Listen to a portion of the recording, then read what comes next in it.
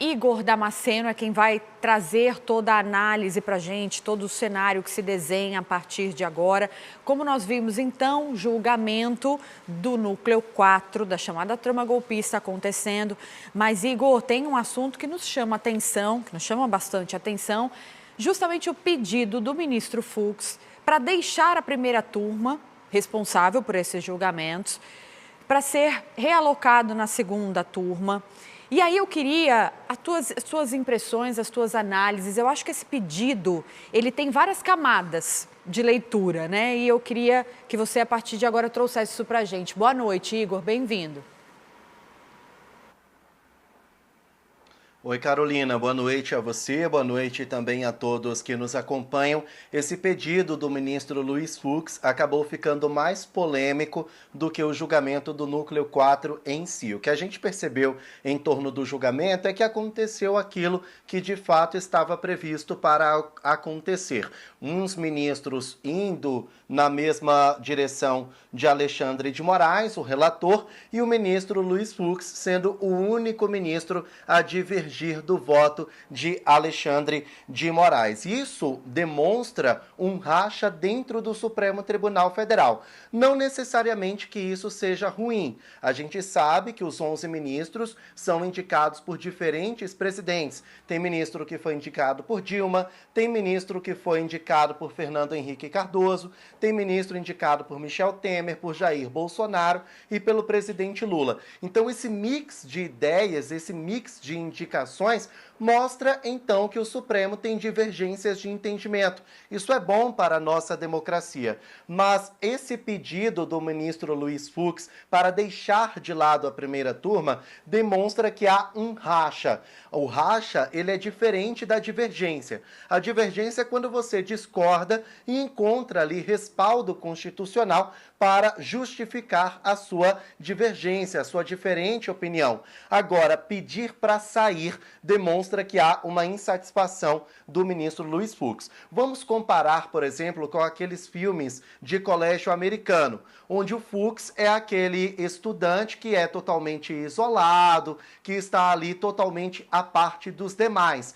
E os demais ministros que acompanham Alexandre de Moraes o tratam como se fosse o popular da escola. A tendência do isolado é que ele procure uma outra turma, é ele procurar outros colegas para ampará-lo. E é basicamente isso que vai acontecer com o ministro Luiz Fux, se o presidente da corte, Edson Fachin, acatar a esse pedido dele.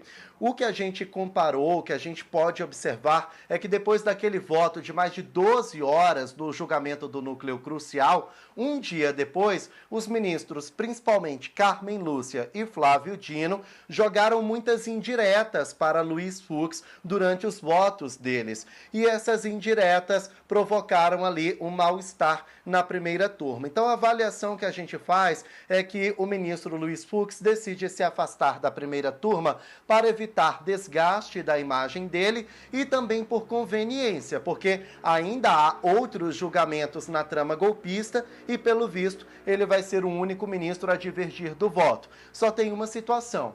O presidente da segunda turma é o ministro Gilmar Mendes, que tem sido o grande embate público de Luiz Fux. Então, de fato, a previsão é que ele mude de água para o water, porque essa situação dele, onde vive alguns embates e alguns constrangimentos com os ministros, não é exclusivo da primeira turma, é na segunda turma também. Igor, enquanto você falava, eu me lembrava aqui de diversas situações que nós mostramos aqui no A Crítica Brasil.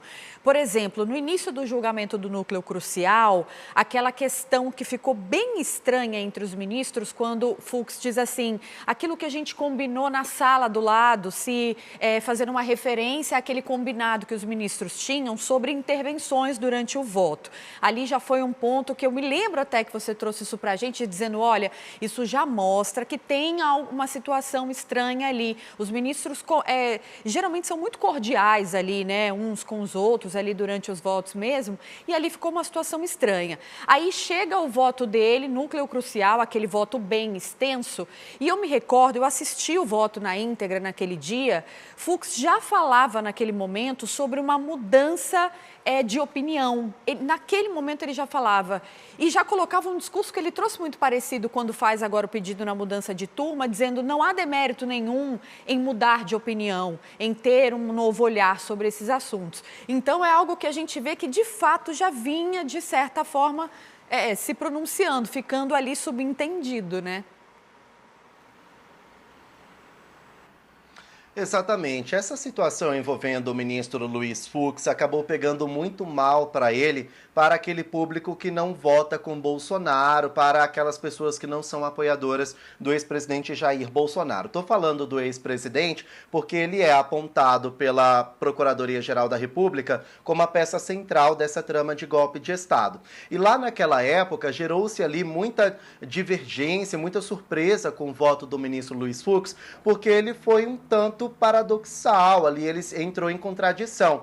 Por quê? Fux disse que não havia nenhum crime cometido pelo ex-presidente e outros aliados políticos da trama, inclusive absolveu a maioria, e condenou apenas o Mauro Cid, que é o delator. Aí a primeira incógnita foi, Mauro Cid deu golpe sozinho? Como assim? Ele encabeçou esse golpe? Como que o ministro conseguiu justificativa para isso? E uma outra situação que deixou ali um tanto contraditório é que semanas antes, Fux votou para condenar os executores dos ataques antidemocráticos de 8 de janeiro de 2023. Então, ele votou para condenar os executores e não os mandantes do crime. Ficou ali tudo muito em aberto. E desde então, ele acabou tendo esse constrangimento dentro do STF, mas também teve que lidar com o constrangimento provocado pelas perguntas, os questionamentos de nós jornalistas e da população que não é apoiadora de Jair Bolsonaro,